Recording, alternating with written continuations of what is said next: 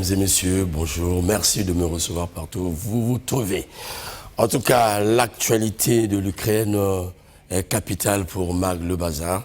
Il faut dire que plus de 2 semaines déjà, depuis le lancement des hostilités, pourquoi pas des combats dans toutes les villes de l'Ukraine. En tout cas, une guerre qui oppose, il faut le dire, la Russie et l'Ukraine. Une guerre qui ne cesse d'attirer l'attention des médias du monde. Une guerre qui a démontré aujourd'hui la puissance russe sur celle de l'Ukraine qui n'arrête de résister. Une guerre qui met en tout cas aux prises les diplomaties du monde, les stratégies, ainsi de suite. Le constat fait, c'est que les différents bombardements ou la quasi-totalité du bombardement des villes a vidé ces dernières de ces populations. Les populations qui aujourd'hui se retrouvent au niveau des frontières. Mais la presse internationale a eu à nous présenter des mauvais traitements subis donc par les étrangers, plus précisément les Africains. Ce qui interpelle les Africains plus précisément, car en temps de guerre, on se dirait pourquoi de tels traitements qui ont été taxés de racisme. Est-ce réellement le racisme? Est-ce que l'Ukraine fait preuve réellement de racisme ou encore est-ce que l'Ukraine a une culture de racisme? Pourquoi nous avoir bombardé ces images, surtout à l'Afrique? Voilà des interrogations que nous nous posons présentement pour tenter de comprendre au regard des commentaires que nous arrêtons de suivre, je veux dire. Et pour ce faire, j'ai invité sur ce plateau des personnes, en tout cas à mon avis, un peu spéciales, vu leur titre. Et j'ai reçu donc Alexis Bogo, qui n'est plus à présenter, hein, il est panafricaniste et qui évolue présentement, comme vous le savez bien, à la DRTV. Bonjour mon cher frère. Bonjour Romy. Et vous savez pourquoi vous êtes là? Bien sûr. Voilà, la question du racisme, en tout cas, vous avez toutes les armes pour l'aborder. En tant que panafricaniste et partant en tant qu'avocat défenseur de l'Afrique. Merci bien. Monsieur Gakosso, Obombe Gakosso, il est panafricaniste pour ceux qui ne le savent pas. En tout cas, une fois de plus, il revient sur ce plateau pour analyser avec nous cette question. Merci mon cher frère. Et bonjour. Bonjour et merci pour l'invitation. Monsieur Armel Malela, qui n'est pas aussi à présenter, mais j'ai toujours dit, il est du côté du droit, de la légalité. Il est défenseur des droits de l'homme. Bonjour, maître Armel. Bonjour, monsieur Ronika. Alors, chers téléspectateurs, vous comprenez la raison d'être de ces 3 messieurs sur ce plateau, c'est pour examiner cette question du racisme constaté en Ukraine. Autrement dit, du traitement qu'a subi ou qu'ont subi nos populations là-bas en Ukraine au niveau des frontières. Et à titre de rappel, nous avons voulu faire participer, ou nous allons faire participer les Congolais de l'étranger dans cet échange. Autrement dit, Mag Bazar sera en contact ou en téléphone vert avec ces derniers. Nous aurons donc Ted Koppel, un Congolais qui est aux États-Unis. Également, Madame Ponel, elle est de Paris. L'écrivain Osoma, qui est de Paris. Et Maître Oukilas, qui est de Paris également. Des Congolais qui ont certainement une autre vision de la chose par rapport à nous. Alors, chers amis, pour tout commencer, nous sommes en train de suivre le déballer ou l'évolution de cette guerre hein, qui va dans tous les sens, qui nous laisse tous dans les incertitudes. Alors, pour tout commencer, le panafricain, qu'est-ce que tu peux dire, que pourrais-tu nous dire des raisons de cette guerre? Bon, on ne va pas réinventer la roue, Romique. Je crois que si France 24 et les autres qui sont habitués à nous tromper nous ont bien trompés, ils ont bien menti, mais les réseaux sociaux ont pu nous permettre de découvrir les raisons exactes de ce conflit. Et on sait que, grosso modo, c'est la Russie qui se met sur la défensive face à la montée des États-Unis et de l'OTAN qui veulent carrément venir s'installer à ses frontières. Et il fallait à ce moment précis que des dispositions pratiques soient prises pour que demain, la Russie ne soit pas surprise par une attaque venant de l'OTAN hein, qui serait venue comme ça, là, camper carrément à l'Ukraine. Et donc, à ce moment-là, nous ne passons pas par 4 chemins pour dire que c'est de la légitime défense, sauf avis contraire, sauf démonstration contraire. C'est une réaction de Poutine à la menace de l'OTAN. Alors, M. Armel, qu'est-ce que vous en dites? Est-ce que vous avez la même vision, le même regard que l'autre? Bon, ben, s'il faudrait aborder cette question sur le conflit russo-ukrainien, bon, ben, les origines de ces conflits sont un peu lointaines. Sont un peu lointaines, parce que, à ce que je sache, je pense que cela remonte depuis le 21 novembre 2013. 2013, suite au refus du gouvernement ukrainien de pouvoir signer l'accord d'association avec l'Union européenne. Donc, s'il faudrait remonter, je pense que ce n'est pas maintenant, mais il y a longtemps que cela a commencé. Donc, il y a des causes lointaines. Les causes lointaines, bien sûr. Donc, ce n'est pas maintenant que cela a commencé. Donc là c'est juste vraiment le vase qui a débordé. Mais sinon, il y a longtemps que cela a commencé. En tout cas, c'est ça a commencé. Et pour essayer de recadrer, c'est vraiment un conflit diplomatique et militaire. Conflit diplomatico-militaire. Monsieur Obama.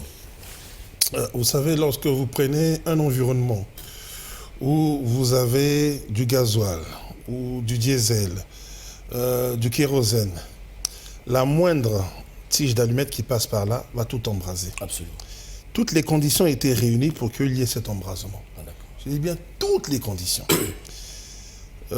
Grâce aux réseaux sociaux, on va encore le dire, parce que nos mémoires oublient. Oui. Mais les réseaux sociaux nous permettent de nous souvenir.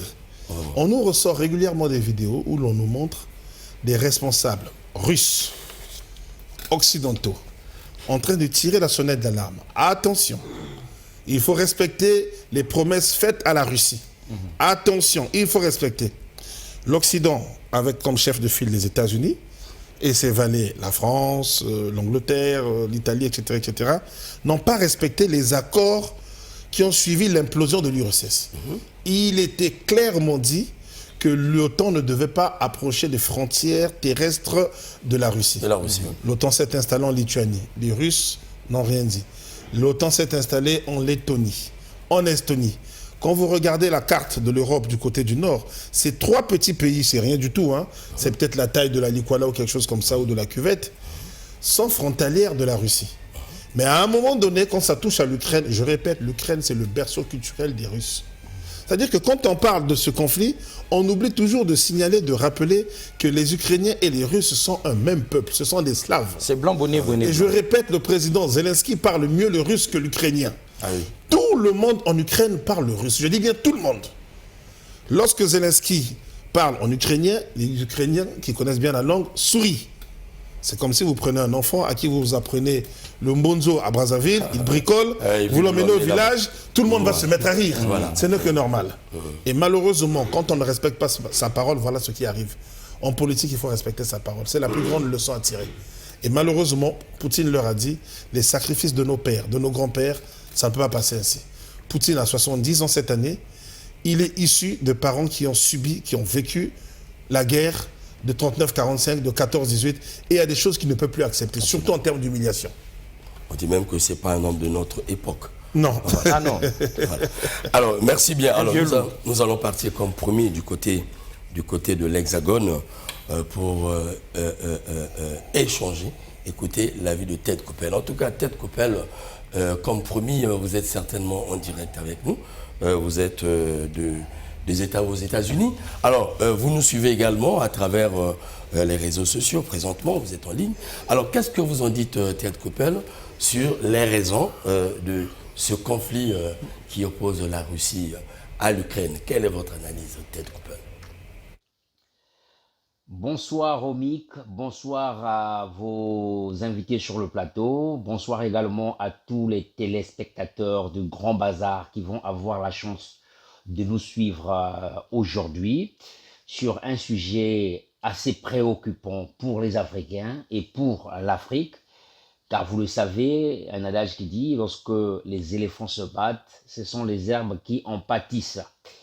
C'est un sujet très préoccupant, mais difficile de porter une analyse aussi profonde parce que le maître du jeu dans cette guerre, c'est Vladimir Poutine, un homme qu'on définit comme imprévisible, tout se passe dans sa tête et donc il est difficile aujourd'hui de savoir jusqu'où il peut arriver. C'est vrai que le but ultime, c'est de prendre tout le pays de l'Ukraine, mais est-ce qu'il va s'arrêter là? Difficile de savoir. Alors, vous me posez la question de savoir si ce qu'il pose comme acte aujourd'hui est légitime. Est-ce que la Russie a la légitimité d'envahir l'Ukraine? Je dirais qu'il est difficile aujourd'hui pour nous, à nous tous, de nous accorder sur la notion de la légitimité, parce que là, il faut faire appel à la légalité, il faut faire appel à la politique également, et même à l'éthique, parce que ce sont les vies humaines qui sont mises à mal. Et la légalité, non. L'Ukraine est un pays souverain, donc aucun autre pays devait se prévaloir le droit d'aller bombarder un pays souverain. Mais sur le plan politique, peut-être, la Russie peut justifier cela, parce que souvenez-vous, en 2003, les États-Unis ont justifié leur invasion, la guerre en Irak, parce qu'ils se sont dit que l'Irak détenait des armes nucléaires, donc il fallait bombarder. Donc la Russie aujourd'hui, selon ce même, la même jurisprudence, toute proportion gardée, la Russie aussi peut justifier, peut légitimer son intervention en Ukraine. Alors, Ted, je vous en prie, vous gardez contact avec nous et je reviens sur le plateau. Voilà, question de légitimité. Je venais de suivre Bambé qui expliquait bien cette légitimité qu'a la Russie de pouvoir envahir, bien sûr, parce qu'il va de la sécurité de son territoire. Maître Armel, qu'est-ce que vous en dites? Vous pensez que pour question de protection de son territoire, fallait-il envahir tout un État qui, à mon avis, me semble-t-il, pour certains d'ailleurs, un État indépendant, un État libre, comme l'Ukraine, souverain d'ailleurs? Bon, ben, je ne saurais me prononcer sur cette question parce que si d'emblée j'ai dit que ce conflit est un conflit diplomatique et militaire. Donc, sur les questions de droit, parler de la légitimité sur ce point, vraiment je ne saurais me prononcer. Parce que jusqu'à aujourd'hui, nous ne connaissons pas vraiment la véritable raison fondamentale qui a poussé vraiment Poutine à pouvoir engager ce conflit-là. Parce qu'il y a quand même eu...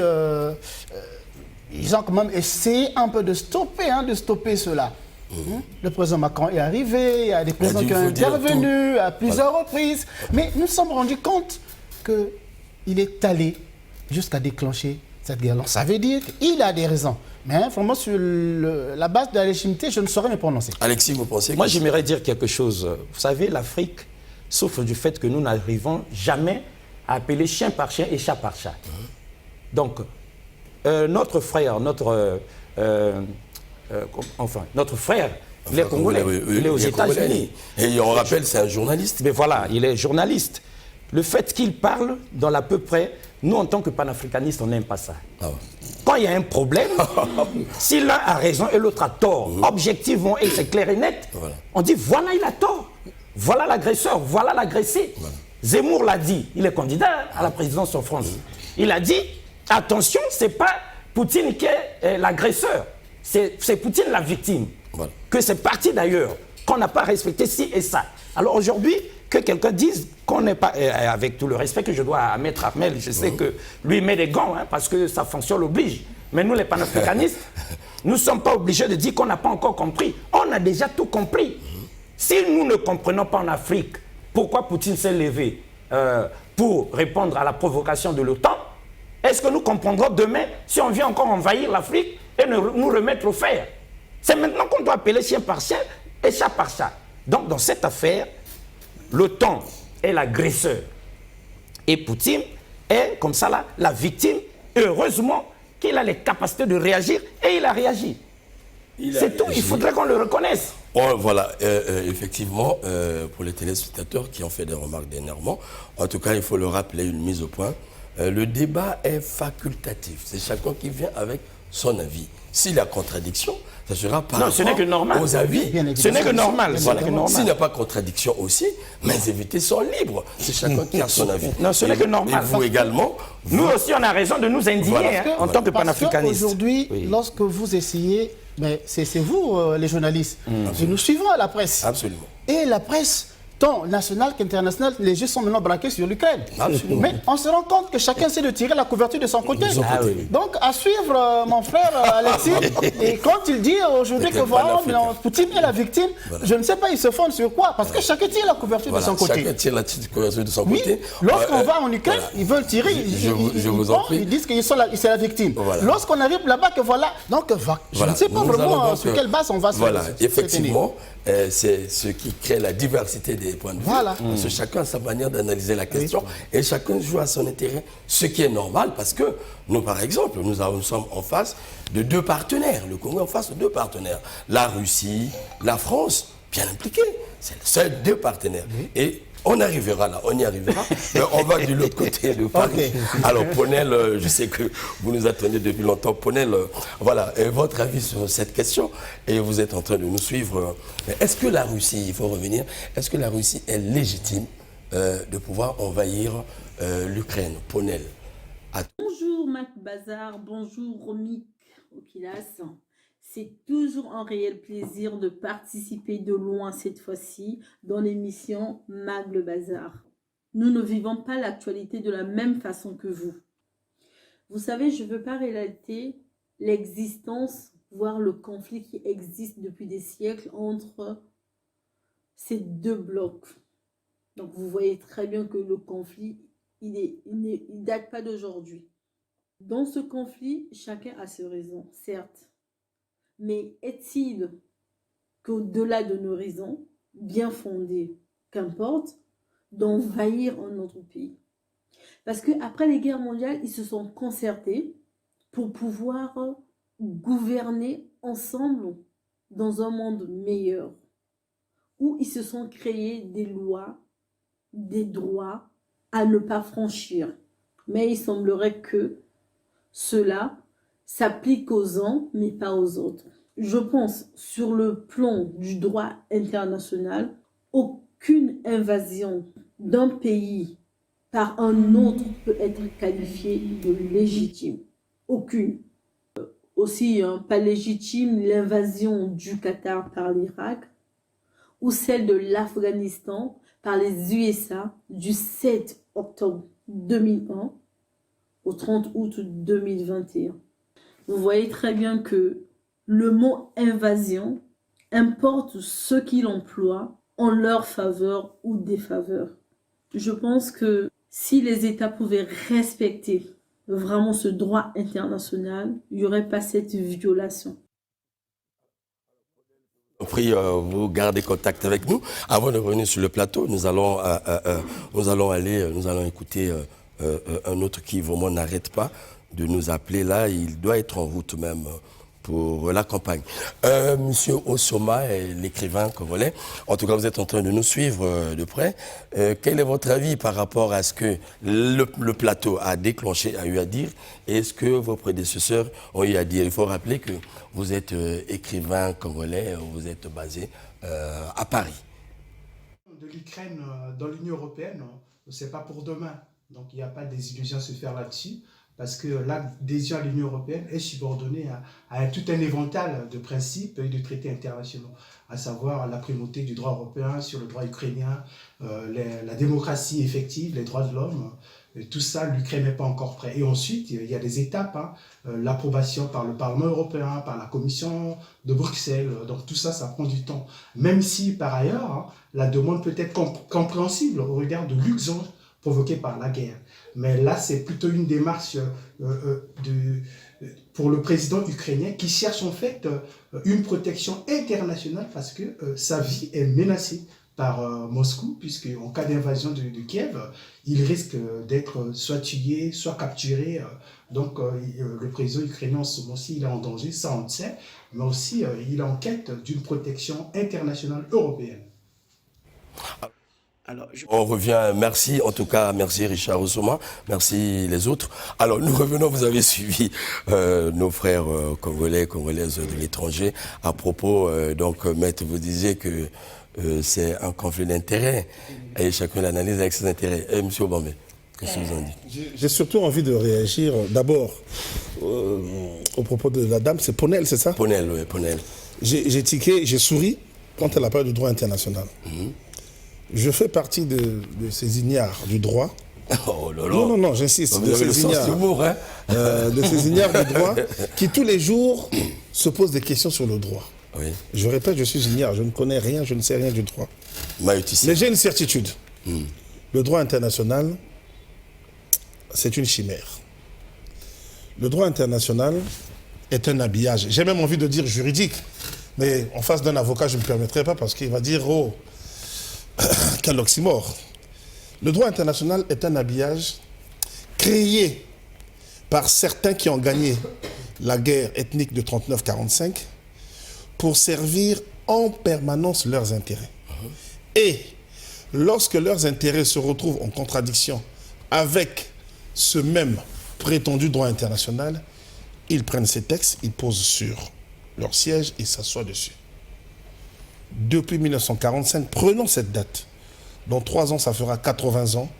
Je serai bien en peine de vous citer, parce qu'il me faudra plusieurs jours, ces étapes, ces moments, ces périodes où ces États ont foulé aux pieds le droit qui se sont permis d'appeler international.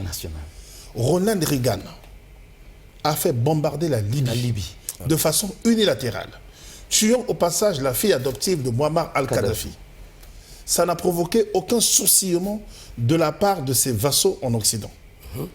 Ça, c'est un exemple que je cite.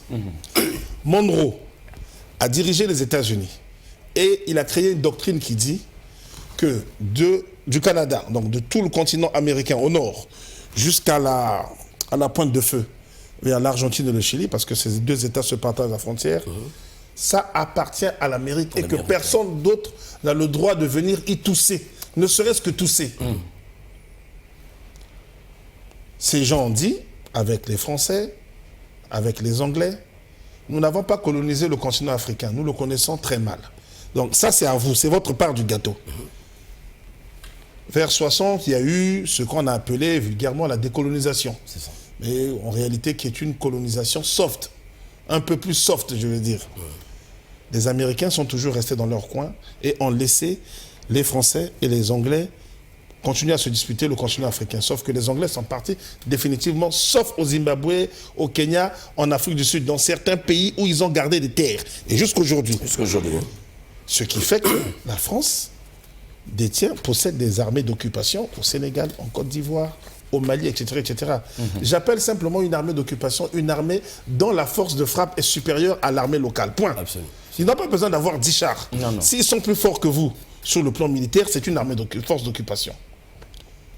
Les Américains, au mépris de ce même droit prétendument international, 2 tours jumelles sont touchées chez eux. On ne sait pas qui a fait. On suppose que ce sont les Saoudiens et autres. Au lieu de bombarder l'Arabie Saoudite, vont bombarder l'Afghanistan.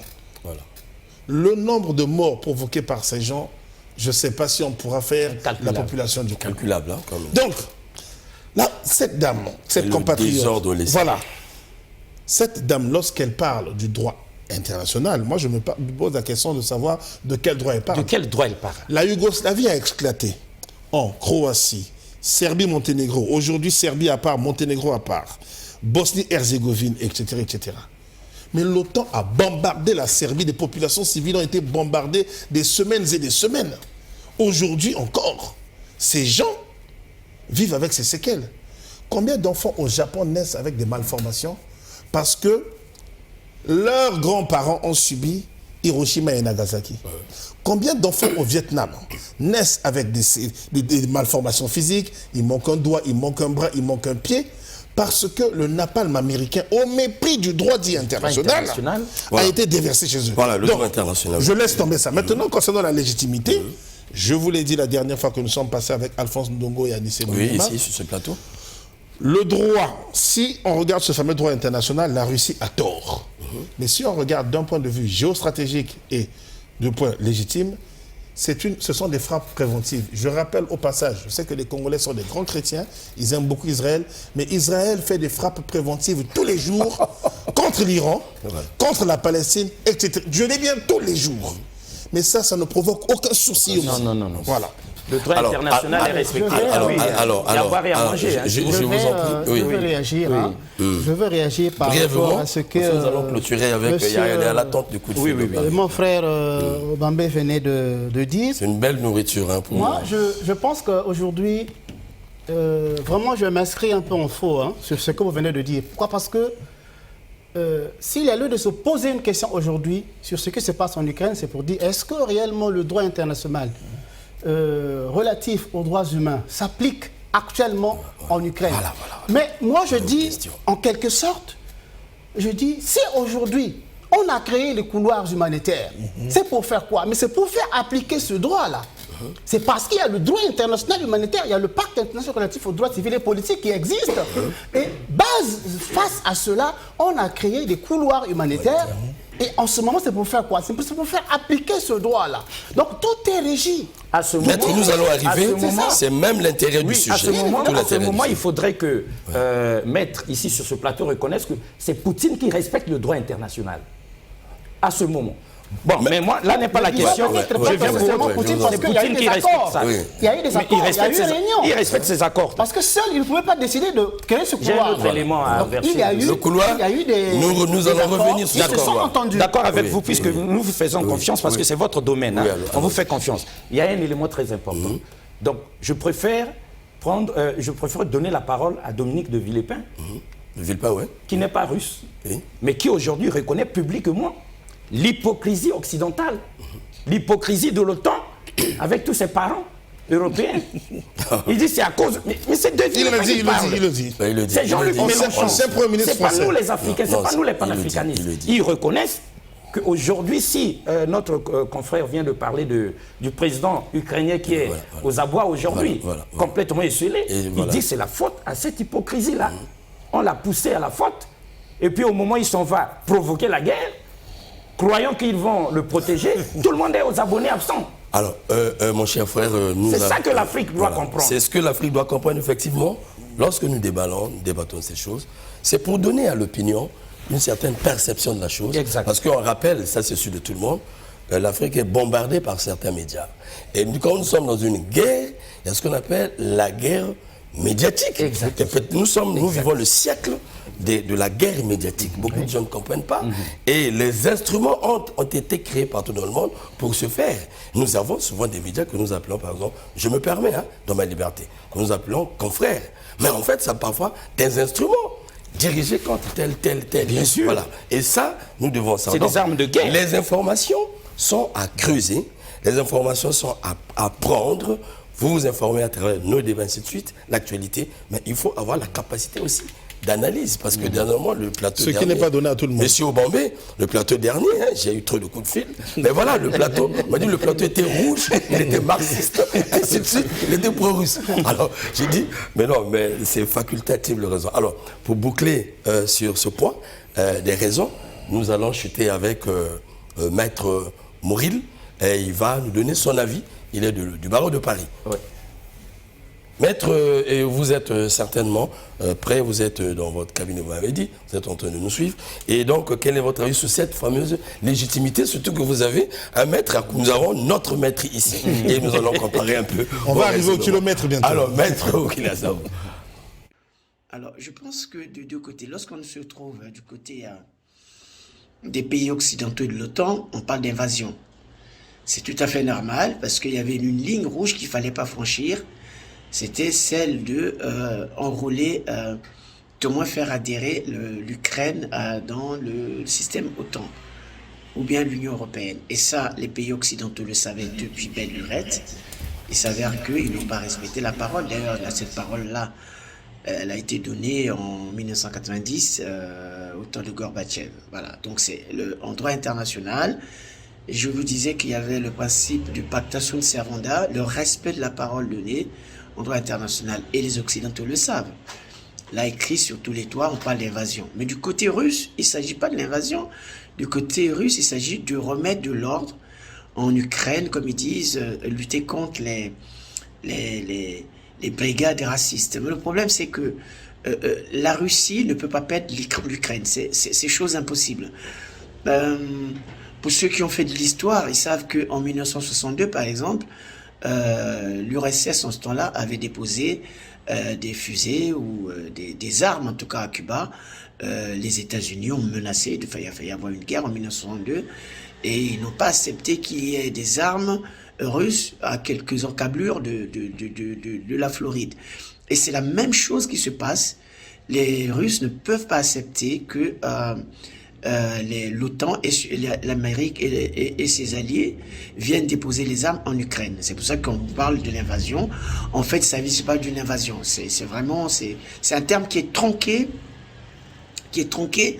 et ce qui justifie cette précipitation, cette fuite en avant, où ils savent très bien qu'ils ne peuvent pas s'engager. Les pays occidentaux ne s'engageront jamais dans cette guerre de l'Ukraine. Il leur reste simplement la parole et puis cette menace, enfin pseudo-menace d'envoyer des armes à l'Ukraine. Voilà.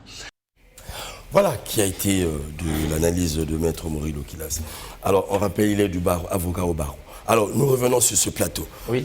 Réaction à chaud. Réaction à chaud. Voilà, moi je voudrais dire rapidement 2 ou 3 choses. La première, c'est que, avant que le maître n'intervienne, la conclusion que j'ai eue, moi, c'est que l'Afrique, normalement, doit être pro-russe. Il n'y a rien à faire. Notre histoire, ce que nous avons vécu, ce que l'Occident impérialiste nous a déjà fait vivre et continue de nous faire vivre aujourd'hui, nous impose à devenir pro-russe aujourd'hui. Ça, c'est la logique. Et puis, j'en profite pour dire que j'aime Maître Kilas, qui vient de parler objectivement, et même du droit international qui nous a divisés sur ce plateau. Comme pour reconnaître avec nous, les panafricanistes et Obambenga Kosso, qu'il n'y a pas de droit international quand les intérêts des Occidentaux sont en jeu. Ils sont capables de tout et ils piétinent tout. Et là, Poutine, à notre connaissance, parce que les Africains, nous ne sommes pas des ignares, nous aussi, on a étudié, on comprend, on connaît le droit international. Nous savons que c'est de la légitime défense. Il vient remettre de l'ordre.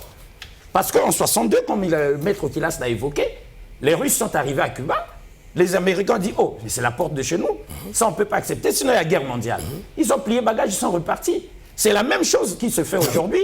C'est les Américains qui arrivent à la porte de la chambre de Poutine pendant qu'il dort et disent « Ah non, ça ne se passe pas comme ça. » Il faudrait se rappeler les accords. Ils ne veulent pas et lui, il attaque en premier parce que la meilleure défense, c'est l'attaque. Là, il y a même, les Africains ne doivent pas tergiverser. On doit dire, voilà, les Américains et l'OTAN ont tort. Et Poutine a raison. Et nous sommes pro-russes. C'est tout. Alors, moi, j'aime bien d'entendre les panafricains. C'est tout. Mais en tout cas, ce que nous constatons, effectivement, l'Afrique est en train de prendre position. Les Africains, dans chaque région. Et ceci au regard souvent de la politique de ces anciennes métropoles. C'est ce qu'on croit comprendre. Nous avons vu récemment des actions menées au Mali, par exemple. Il y a eu des marches de soutien à la Russie. Nous avons vu beaucoup d'actions. Il va donc de beaucoup de choses. Je crois qu'avec M. Obambe, on aura le temps au moins d'analyser un peu la psychologie, la sociologie de ces populations. Alors, nous rentrons maintenant dans un point clé qui va nous emmener à la chute de notre émission. Voilà le dernier point. C'est celui-là qui nous importe en tout cas. Alors, nous avons tous suivi. C'est pour ça que nous sommes là. Voilà, c'est la raison d'être maître. Avant de rentrer, je ne laisserai pas quand même absolument, c'est votre droit. Ce point-là, parce que ce n'est pas du tout important qu'on laisse passer de telles paroles. Parce qu'aujourd'hui... De bonnes paroles pour l'Afrique. Aujourd'hui, pour prendre position, il faudrait connaître les vraies raisons. Mais l'Afrique connaît les vraies raisons, mais vous pensez que les chefs d'État africains ne connaissent pas les vraies raisons? C'est ce que vous voulez nous faire croire. Non, sur ce conflit. Non, que les Africains ne connaissent pas les vraies raisons de la crise. Maintenant, attendez, c'est pas normal. Nous connaissons les vraies raisons. Tout le monde connaît. Les Européens connaissent, les Asiatiques connaissent, les Africains connaissent, tout le monde connaît, les Américains connaissent. Il ne faut pas faire comme si nous, on ne connaît pas. Non, moi, je ne suis pas d'accord avec vous. Vous n'êtes pas d'accord. C'est le frère Maléla. On connaît. C'est votre point de vue. Aujourd'hui, sur ce conflit russo-ukrainien, nous nous disons aujourd'hui, nous sommes en train de tergiverser sur les vraies raisons de ce conflit-là. Nous sommes en train de chercher, nous sommes en train de chercher sur les vraies raisons de ce conflit-là. Donc, prendre position aujourd'hui, c'est vrai. On pensait que c'est trop risqué. C'est tout à fait normal aujourd'hui qu'il puisse se prononcer sur cette question. C'est son avis, maître. C'est son avis, c'est tout à fait normal. Mais moi, je dis aujourd'hui, la raison n'est pas encore connue. On ne sait pas réellement qu'est-ce qui se passe. On le saura certainement. Nous ne laissons pas passer ça. Oui. Est-ce qu'on peut voter? On peut demander aux gens de voter les résolutions à l'ONU. On fait voter pour ou contre la guerre. Si les votants ne savent pas ce qui se passe, s'ils ne connaissent pas les raisons. Pourquoi on a demandé un vote à l'ONU? Merci bien, monsieur Alex. Non, il ne faut pas prendre l'Afrique comme un petit quelque chose de rien du tout. Oui, mon frère. Non, nous, on n'est pas d'accord avec ça. Oui, vous n'êtes pas d'accord. On n'est pas d'accord avec ça. Sur cette question de vote, à l'ONU, on arrivera. Nous nous sommes rendus compte aujourd'hui. Vous savez, on aura une deuxième bombardement. C'est ce que je l'ai dit, mais monsieur Ahmed. Faites-nous au moins 7 plateaux. La guerre est bombardement. Il y a des pertes en vies humaines. J'en arrive. S'il vous plaît, c'est ce que nous allons toucher maintenant. Oui, monsieur Mohamed. Rapidement, puisque c'est passionnant. Voilà, la fureur africaine. Voilà. En 1966. Ne développez pas trop. Non, rapidement. En 1966, le Portugal avait encore ses colonies en Afrique. Une résolution africaine est déposée à l'ONU pour condamner les crimes commis par le Portugal en Afrique et le fait que le Portugal refusait de décoloniser. La France avait voté contre cette résolution. Exact. En tout cas, exact. Et ça, c'est l'histoire. Je m'arrête là. On y reviendra. Alors, cette fois-ci, nous allons toucher la question du racisme. En tout cas, ce qui nous importe. Alors, nous avons suivi comment les médias nous ont présenté la situation. Nous avons suivi des témoignages et nous avons vu à travers les médias des Africains tirer des valisettes à des kilomètres et des kilomètres à côté des couloirs des véhicules. Qu'est-ce qui ne va pas? Et ces villes, au moment où les villes sont bombardées, le réflexe de tous les êtres humains, c'est de se sauver les vies. Mais pourquoi donc les Africains ont subi de tels traitements? Et quelle est la responsabilité des États africains? Et c'est ça qui nous pousse à nous interroger, parce que nos diasporas africaines sont de partout. Ils vont pour les bienfaits, ils vont pour des formations, ainsi de suite. Est-ce que l'Afrique mesure un peu les risques d'envoyer ses enfants loin? Est-ce que nos politiques anticipent? Et est-ce que nos politiques mettent en place des mesures de prévoyance pour protéger ces populations? Non et non. Et avant de rentrer là-dedans, nous allons partir au niveau de la régie. Nous allons suivre la réaction d'un jeune victime, en tout cas, sur le terrain là-bas, qui sortait de l'Ukraine pour la Pologne. La régie, s'il vous plaît. Oui, bonjour monsieur, bonjour les autorités ivoiriennes, bonjour aussi les autorités africaines. Vraiment la situation que nous vivons ici en Ukraine, c'est-à-dire près de la frontière polonaise, c'est très difficile. Depuis avant-hier, on est sur pied, on est en train de fuir les bombardements que vous connaissez en Ukraine. Donc on est arrivé aujourd'hui à la frontière polonaise, mais les étrangers n'ont pas le droit de franchir la frontière. C'est-à-dire que nous allons rester ici dans le froid. Donc ce qu'on souhaiterait, c'est de solliciter votre aide. Moi, à l'état civil, je me nomme Mpagne Kwadwo Siméon, j'ai fini tous mes diplômes et j'avais décidé de rentrer en Côte d'Ivoire. J'ai déjà acheté mon billet d'avion pour le 1er mars, mais compte tenu de la situation, je ne peux pas rentrer. Donc on est quitté à Kharkiv. On a parcouru plus de 800 km. Et puis quand on est arrivé à Lvov, on a emprunté un bus. Après 15 km de route, nous a laissé et puis on a parcouru plus de 65 km à pied. Et voilà qu'on arrive à la frontière. On n'a pas le droit de traverser la frontière. Pourquoi? Parce que les autorités de l'Union africaine n'ont pas mis des équipes en place pour accueillir ces ressortissants.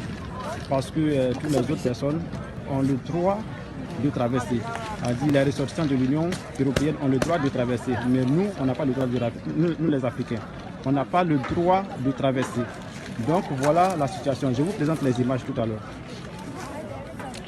Voilà, tout ce que vous voyez là, ce sont des étrangers. Voilà, nous sommes des Africains. Tout ce que vous voyez, voilà. Donc nous, on n'a pas le droit de traverser. Actuellement, il fait beaucoup froid. Il fait froid en Ukraine ici. Donc ce que on vous demande, c'est de nous venir en aide. C'est de nous venir en aide. Voilà, le cri du cœur d'un Africain. Moi, je sais que les situations sont en train d'évoluer. Les officines politiques, diplomatiques se battent au regard quand ils ont suivi les images. Et ils se battent, les États se battent pour trouver des solutions. Il y a certains États du Sahel qui sont déjà partis, le Gabon, ainsi de suite. Mais nous touchons la réalité que nous venons de suivre. Ça, c'est une réalité vécue. Qui prend la parole le premier. Voilà, monsieur. Chacun voudrait la prendre, mais... Voilà. Okay. Bon, ben, c'est vraiment très désolant aujourd'hui de vivre des scènes, moi je dis des scènes horribles comme ça, parce que ces États-là sont partie prenante de la Convention contre la torture et autres traitements cruels, inhumains et dégradants. Très bien. Donc, ils sont partie prenante de ces États-là. Donc, ce qu'il faut faire, c'est quoi? Lorsque vous êtes partie prenante, c'est de mettre en application ce que vous avez déjà eu à ratifier. Donc, lorsqu'il ne le faut pas en ce moment, ça veut dire qu'il faut fameux droit exprès en ce moment. international. Bien évidemment, ils doivent mettre en application ces accords-là. Et là, en ce moment, interviennent. Pourquoi seulement les étrangers qui ne doivent pas franchir la frontière? Les Africains. Non, Les Africains. Bien évidemment, lorsqu'on parle des étrangers, on voit beaucoup plus des Africains. Pourquoi seulement ces Africains-là? Alors qu'aujourd'hui, il y a cette convention-là qui est ratifiée. Pourquoi cela? Ce que vient à dire aujourd'hui, qu'ils sont en train de violer les dispositions. Donc, on appelle aujourd'hui à la responsabilité de ces États-là à pouvoir mettre en application les conventions qu'ils ont eu à ratifier. Et ils doivent respecter cela. C'est anormal de vivre cela. En notre siècle, c'est anormal, mais comment? Comment? Les siècles passés, peut-être on pouvait essayer de regarder, il n'y avait pas de... Mais là, il y a des normes. Et il y a des normes, il y a le droit qui régit ces normes-là. Mais lorsqu'ils ne mettent pas en application, en ce moment, les voix doivent se monter de partout dans le monde pour dénoncer ce genre de comportement. Oui, merci bien. C'est ce que vous êtes en train de faire d'ailleurs, M. Obambi. Bon, en tout cas, je suis très content d'entendre M. Malela. Je ne vais pas répéter tout ce qu'il a dit. Parce que à ce sujet, sur ce plan, il a dit l'essentiel. Et nous sommes tous d'accord avec lui. Oui, on est d'accord. Vous savez, je vais un peu réitérer mon propos tout à l'heure. Il y a le droit, il y a la réalité sur le terrain. Il y a des gens qui signent parce qu'on leur a demandé de signer. Il y en a qui signent par conviction et qui meurent, et d'autres remplacent. L'État, c'est une continuité. Oui. Je vais être dur, mais moi, je ne compte pas sur ces peuples pour appliquer le droit prétendument international. Je ne crois pas. C'est violeur du droit international. Ce sont eux qui ont provoqué la guerre de 14-18, avec les dizaines de millions de morts que nous connaissons. Ce sont eux qui ont provoqué la guerre de 39-45. Ils sont allés provoquer la guerre en Indochine, au Vietnam, en Algérie. Vous remarquerez que lorsque les Africains se font la guerre, c'est entre nous. Hein. On ne va jamais faire la guerre ailleurs, on ne va jamais guerroyer ailleurs. Non, c'est entre nous. C'est toujours eux qui partent de Washington, de Paris, de Londres, pour aller provoquer des guerres ailleurs. Malgré tous les textes qui existent. Mais ce n'est pas leur problème, ça ne les intéresse pas. Ça, c'est un aspect des choses. Autre aspect des choses, nous sommes tous le fruit de notre histoire et de notre géographie. J'ai en moi l'héritage, certes, génétique de mes arrière-grands-parents, mais j'ai aussi en moi un héritage culturel. On n'a pas besoin d'avoir rencontré son arrière-arrière-grand-parent pour penser plus ou moins comme lui. Et l'Europe, qui se réclame judéo-chrétienne, est l'héritière d'un monsieur comme le comte Arthur de Gobineau, qui a écrit un livre où il parle de l'inégalité des races. Vous avez Emmanuel Kant, qui a fait une classification de ce qu'ils appellent les races. Quand bien même les biologistes les plus éminents d'Occident ont dit qu'il n'existe que la race humaine. Il y a une seule race, c'est la race humaine. Ces gens continuent à dire qu'il y a 4 races. La leur en premier, la race blanche, et nous en dernier. Les autres un peu au milieu. Donc, Binoba chinois, arabe, le reste, nous, on est aux extrémités. Ça, c'est la doctrine européocentriste. C'est comme ça, non, mais c'est comme ça qu'ils ont été éduqués. Il y a quelques gens, les savants de bonne foi, comme disait Cheikh Anta Diop, des gens brillants, intelligents, qui sont capables de discuter avec Romy Kokilas parce que c'est un homme, point. Ils ne vont pas chercher à regarder la couleur de peau. Mais on a une bonne partie de ces gens, qu'ils soient dirigeants, qu'ils soient chanteurs, qu'ils soient footballeurs, etc., pour qui c'est tout à fait normal qu'à la frontière, on fasse un tri. Vous les nègres, vous restez. On verra ce qu'on pourra faire de vous. On verra. Il y a des bombardements. Non, mais ça, on verra parce que, vous savez, la notion, l'expression être humain, nous quatre ici, nous sommes conscients, tout homme est homme. C'est universel. Elle n'est pas si universelle que ça, attention. Barthélemy Boganda c'est là que l'Afrique se trompe souvent. Barthélemy Boganda le disait en Sango, Zokwezo, tout homme est homme. Tout est mort. Regardez en Haïti, la distance entre Haïti et l'Afrique. En Haïti, en créole haïtien, on dit tout le monde c'est moun, tout homme est homme. Tout est mort. Mais en Occident, ils n'ont pas forcément cette conception des choses. François Mitterrand disait quoi au sujet du Rwanda? Les gens étaient en train de se massacrer. Vous savez, chez ces gens-là, quelques millions de morts, ça ne représente rien. Donc, ne pensons pas que ceux qui font le tri aux frontières pensent que nous sommes réellement des êtres humains. Non. Je mets quiconque au défi. Donc des sous-hommes. Il faut pas. Voilà. Maintenant, le problème, c'est la responsabilité africaine. Voilà. Vous l'avez dit en préambule. Vous avez cité plusieurs questions, j'ai répondu non, non, non, non, non et non. L'Union africaine est une coquille vide. L'Union africaine n'a pas un train, n'a pas deux trains, mais a plusieurs trains de retard. Regardez la taille de l'État d'Israël. Un petit pays de 20 000 km².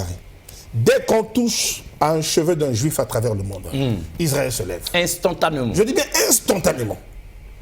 Qu'il soit juif américain, qu'il soit juif congolais, si tant est que cela puisse exister, qu'il soit juif australien, l'État d'Israël se lève pour dire c'est un des nôtres. Absolument. Mais chez nous, s'il n'y avait pas ces vidéos, il n'y aurait pas ces indignations. Il a fallu ces vidéos. Il y aurait même des morts. Il y aurait même des morts. Oui. Pourtant, nous le savons, on suit l'actualité, on écoute les radios. Il y en a qui en parlent. Regardez la Libye. Lorsque j'ai dit ici au Congo qu'en Libye, le trafic négrier avait recommencé, il y a 4 ans environ, on m'a rigolé au nez. Ouais. Mais lorsque CNN l'a révélé, certains sont venus me voir en disant « mais finalement tu avais raison ». Mon problème, ce n'est pas d'avoir raison. Le problème, c'est que l'Union africaine doit mettre en place des mécanismes, des structures pour que, dès que ça arrive, on met en place un train de mesure. On ne peut pas laisser nos enfants... Ça, c'est un fils pour moi, celui qui passe. Ça me fait mal en tant que père de voir un gamin comme ça, qui a fait des milliers de kilomètres, parfois aux frais de la famille. La famille se sacrifie et ils se retrouvent... Regardez comment ils sont assis. L'espoir de la famille, en détresse. Merci vraiment, c'est trop pointu ce que vous avez dit. Comme vous avez dit, je vais parler dur et... Vous avez touché les cœurs, merci. Voilà. Merci Romic, je brûlais d'impatience là pour dire rapidement, en 2 temps 3 mouvements, ce que j'ai noté ici sur papier, 6 choses, mais je fais vite. La première, nous panafricanistes, nous déplorons le fait que l'Afrique soit toujours en quête de connaissances ailleurs. 60 ans après les indépendances, on n'a pas toujours fait de telle sorte que nous étudions tout chez nous. Donc on se va toujours ailleurs à chercher la connaissance, certes, mais jusqu'à l'an 7000. Il faudrait que les Africains apprennent à réfléchir déjà. Est-ce que même les générations futures iront toujours apprendre ailleurs à leur risque? Autre chose, s'il y avait des étudiants ukrainiens dans les universités d'Afrique en quantité, en quête de connaissances, je crois que l'Ukraine aurait fait attention à nos enfants là-bas. Parce que les leurs sont aussi ici. Mais puisque ce n'est que dans un sens... Hein? Excusez-moi, vous allez ce qui étonne, c'est que ces pays-là, c'est des pays de l'Est. Ce furent des vieux amis. Attention. Monsieur Runko-Kilas, rapidement. C'est des vieux amis. Monsieur Runko-Kilas, si vous cherchez des biographies de Marcus Garvey en français, les premières biographies ont été écrites par un Togolo béninois, Tetevi Adjolo. Alors, je ne me souviens plus de son nom exact. Vous lisez, j'ai discuté avec ce doyen, je ne sais pas s'il vit encore, s'il vit, il doit avoir 94 ans. J'ai discuté avec lui un jour, il m'a dit ceci. Nous étions arrivés à Paris pour étudier. Nous avons vu le contexte. Nous étions quand même dans des pays qui nous colonisaient. Quelqu'un qui en a 28, c'est pour vous dire qu'à l'époque, le Togo, le Bénin, étaient encore des colonies. Il dit, nous réfléchissions à comment libérer nos pays. Nous avions réfléchi, nous avons dit, il faut que nous envoyions des gens étudier à l'Est. Parce que le communisme semble bien, le marxisme, etc., etc. Il dit, je suis arrivé en Tchécoslovaquie. Ils étaient très gentils avec nous, ils étaient très humains. Mais nous avons compris une chose, nous n'avions pas les mêmes combats qu'eux. Et donc, ce n'est pas parce que, pendant des décennies, le Congo, le Bénin, le Mali, pour ne citer que ces 3 pays, ont envoyé des légions entières se former là-bas, que du jour au lendemain, ces gens vont devenir plus humains que l'Occident. Attention. En tout cas, on doit puiser, il nous reste quelques minutes. 1 minute seulement. Non, quelques minutes. Quelques minutes, donc on fait vite. On va gagner le temps. C'est ici l'occasion pour l'Afrique de se dire, quand ça brûle à ce point autour de nous, déjà des kilomètres, mais c'est à 2 pas de nous, hein, parce que le monde est devenu un village, quand la Russie parvient à mettre à genoux l'Occident, quand Satan de menace et tient en respect tout le monde, hein, mais quelle est la réaction des Africains? Est-ce qu'au moment où nous parlons, Romy, qu'il y a une cellule stratégique d'Africains qui réfléchissent déjà? Et si on tournait Satan 2 vers l'Afrique, hein?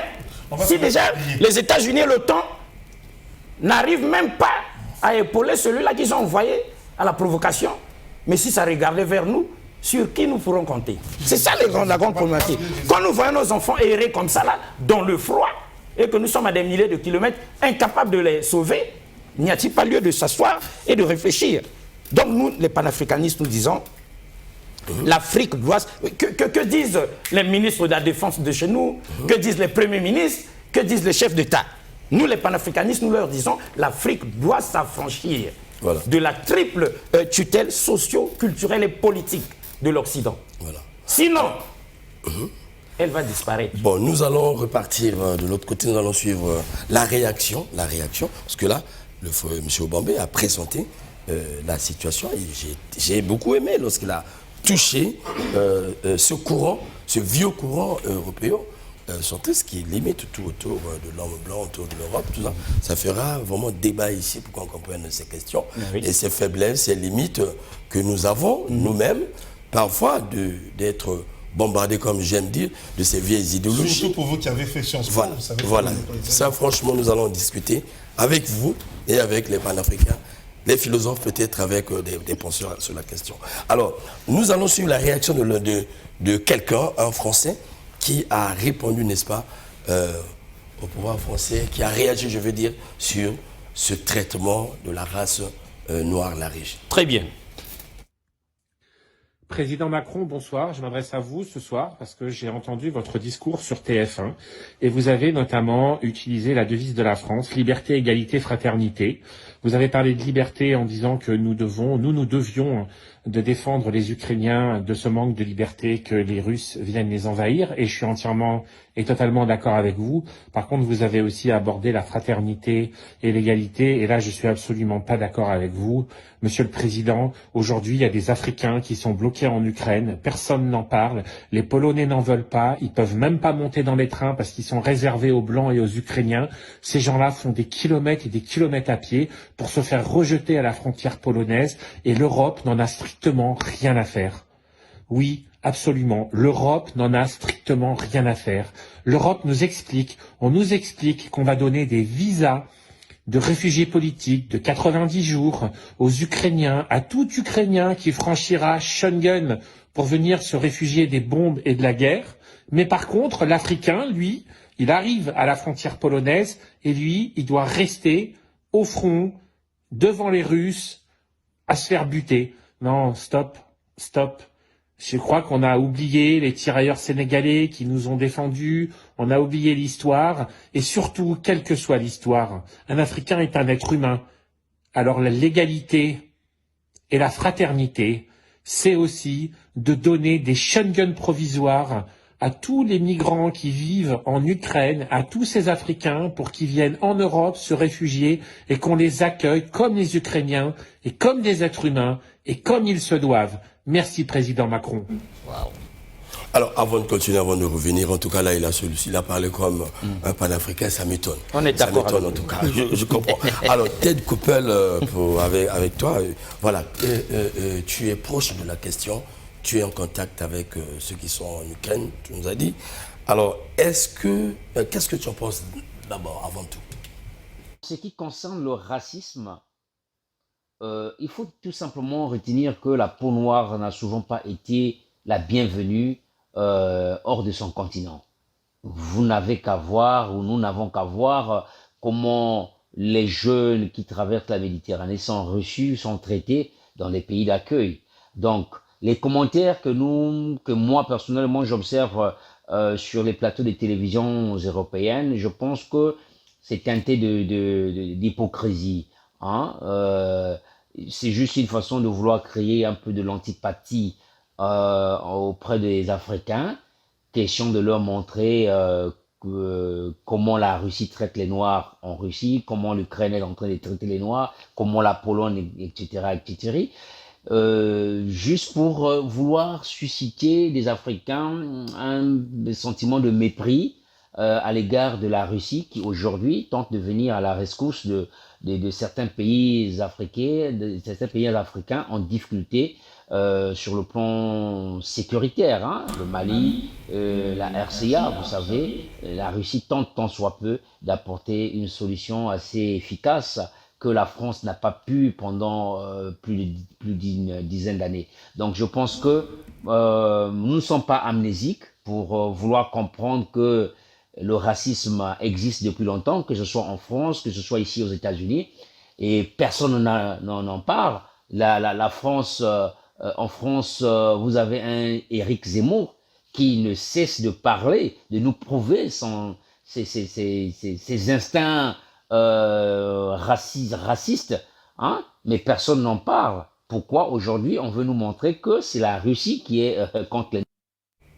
Oh là là, il est parti. Alors, Osoma, je vous en prie. Richard, vous m'avez dit, vous nous dites que vous êtes déjà en déplacement, vous êtes en train de partir, mais je vous en prie, dites-nous ce que vous en pensez. Et surtout que vous étudiez là-dessus, est-ce une réalité culturelle? Et qu'est-ce qu'il faut faire? Y a-t-il une solution? L'Ukraine est une société peu inclusive pour les communautés noires d'Afrique qui se trouvent présentes sur le territoire. On ne peut pas dire que l'Ukraine soit un pays raciste, non. En revanche, il y a eu une insuffisance des activités culturelles pour combattre ce fléau. Parce que les étudiants africains qui se sont retrouvés à la frontière, à qui on a refusé le passage, parce que la priorité était donnée aux Blancs.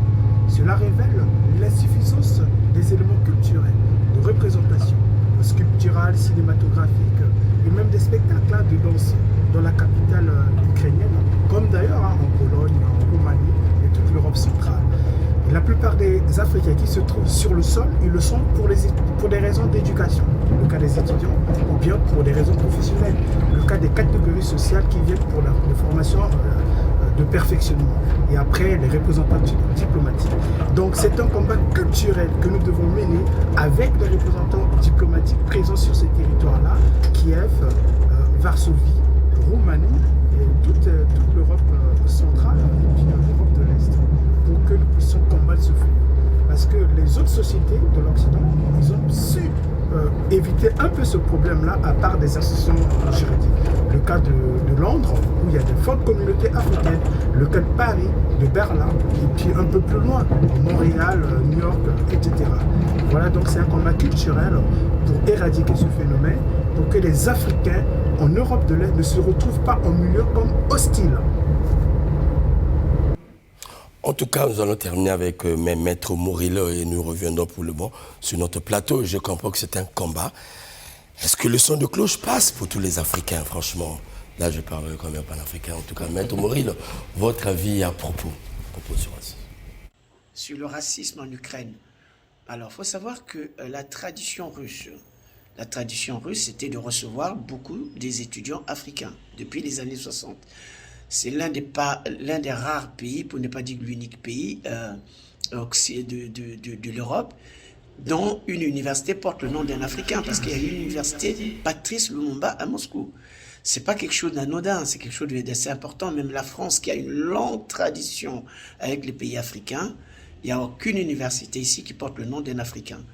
Donc les Russes, tout au moins les Soviétiques, avaient l'habitude de former beaucoup des étudiants africains. D'ailleurs, une partie de l'élite africaine a été formée à Moscou, que ce soit sur le plan civil ou sur le plan militaire. S'agissant par exemple du Congo-Brazzaville, il y a eu beaucoup d'étudiants qui ont été formés en Ukraine, et pourront vous dire qu'au temps de l'URSS, il n'y avait pas le racisme. Il s'avère que depuis que le mur est tombé, et début des années 2000, lorsque les Américains se sont rapprochés de ce pays, ils ont renversé le président Yanukovych, qui était élu démocratiquement. Ils ont installé, j'oublie le nom de ce président, et ils ont mis en place une milice raciste. Mais ça c'est connu, cette milice-là. Même les Ukrainiens qui sont russophones se plaignent du comportement de cette milice. Donc cette milice-là Je vais essayer de trouver une vidéo d'une étudiante nigériane qui a témoigné du racisme qu'ils ont vécu, qu'ils ont vécu à Kharkov, à Kiev et à Mariupol, je crois. Ils s'en cachent pas. Et je lui disais, c'est que il y a eu une résolution des Nations Unies qui a été déposée pour dénoncer ces milices racistes. Malheureusement, les États-Unis ont posé leur veto, ainsi qu'il y a un seul pays qui avait voté contre, c'est l'Ukraine. Donc vous comprenez, c'est quand même assez bizarre parce que le président ukrainien, le Zelensky, c'est un juif. C'est quand même assez étonnant que dans un pays dirigé par un juif, qu'il y ait des mouvements racistes tout simplement parce que c'est une politique américaine pour pouvoir, en fin de compte, le but de ces milices, c'était exacerber la haine contre les russophones. Alors, s'agissant de l'attitude des pays africains par rapport à la résolution des Nations Unies, alors là, il y a beaucoup de choses à dire. Il y a beaucoup de choses à dire parce que faut pas oublier que l'Afrique, c'est une sphère d'influence des Français. Mais lorsqu'on voit les pays francophones, la façon dont ils ont voté, il y a de quoi se poser des questions. Il y a de quoi se poser des questions dans la mesure où vous avez d'abord certains États qui ont voté les sanctions.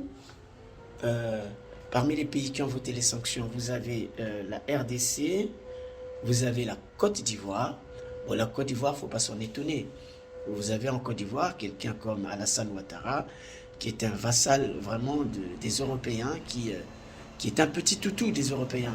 C'est-à-dire qu'il y a même d'autres États africains qui font semblant, mais lui, voilà, c'est un peu le mercenaire des Africains. Vous avez la RDC. La RDC, on se pose des questions, très franchement.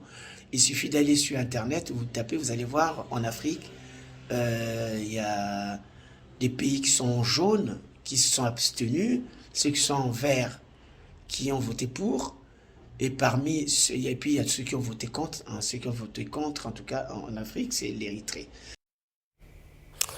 Alors, tout est dit en tout cas. Alors, je vais commencer par là, et nous allons faire chuter voilà, notre entonnoir. Alors, que dire des États? Qu'est-ce que vous allez dire aux États africains au regard de tout ceci? Très bien, je commence par dire que j'aime Maître Kilas. Hein, je l'aime beaucoup parce que là, il est objectif. Hein, droit international, il est panafricaniste certainement. Bon, voilà ce que je vais dire en 2 temps, 3 mouvements. 2 éléments me restent ici à dire. Pourquoi les États africains réagissent en rang dispersé? Très bien. C'est-à-dire, il y a des étudiants venus du Gabon qui sont attaqués. Nous attendons que le gouvernement gabonais agisse. C'est des Congolais, on veut que Brazzaville réagisse. Mais non, tant que nous réagissons comme ça, ça ne fait ni chaud ni froid aux autres. Ils continuent à marcher sur nous parce qu'ils savent que l'Afrique, c'est 54 États, je ne sais pas, 56 désormais, puisqu'on nous découpe chaque fois. Bon, c'est ça. Et puis chacun dans son coin. Nous ne pourrons pas réussir à sécuriser nos enfants. Parce que si on touche un enfant ghanéen et que c'est toute l'Afrique qui réagit, comme fait l'OTAN, voilà. À ce moment-là, ils ont peur. Même l'Ukraine va avoir en face d'elle toute l'Afrique. N'est-ce pas? Mais quand c'est bon, est-ce que Colline Makossa a déjà envoyé l'avion prendre nos enfants? Voilà, on rend dispersé. Donc je termine en disant, l'Afrique doit s'unir ou périr. Comme Kwame Nkrumah l'avait dit. Un mot. Ok, donc moi je tenais juste à préciser que hier c'était la SDN et les faiblesses de la SDN nous ont amenés à venir vers l'ONU. Et la seule question qu'on se pose aujourd'hui, nous disons, est-ce que le droit international humanitaire n'a-t-il pas atteint ses limites aujourd'hui? Je pense que c'est essayer de parler à autre chose. Où met la problématique. Oui, Obama, je suis avec toi. Un mot vraiment. Il faut se projeter. Les Africains doivent s'organiser. On doit créer des centres où on fait de la prospective, où on fait de la géostratégie. Il faut se projeter chaque jour. Ce conflit était annoncé, les Africains n'ont pris aucune mesure. On fait un peu le médecin après la mort, lorsque les constats sont déjà faits. Mais puisqu'on doit apprendre de nos erreurs, il est maintenant temps que nous nous relevions et que cette Union africaine, ou elle disparaît, ou elle se réforme complètement. On ne peut plus continuer à vivre ainsi. Vous savez, Un nègre est un nègre. Le 24 avril 2016, nous sommes à Conakry, lorsque Papa Wemba meurt. Vous savez ce que font les Guinéens? Ils viennent vers nous. Nous étions une délégation du Congo de la rive droite. C'est un exemple, voilà. On doit chuter. Ils sont venus vers nous pour dire, ouvrez un livre de condoléances. Nous, on a essayé de leur dire, ils ont dit, c'est le Congo. Hop. L'Afrique est unie. Voilà qui a été du déballement de notre grand sujet sur l'Ukraine et avec crochet le racisme qui a été traité ici par certains amis de Paris, Maître Moril et bien d'autres que je venais de citer ici, les Ponel, les Osoma et puis Ted Koppel. Alors, j'ai reçu sur ce plateau deux panafricains, Obamé et Alexis Bongo, et un juriste, en tout cas, défenseur des droits de l'homme. C'est dans cette ambiance que nous avons eu à traiter cette émission. Donc, au revoir chez vous, à la prochaine fois. En tout cas, merci, au nom de l'Afrique.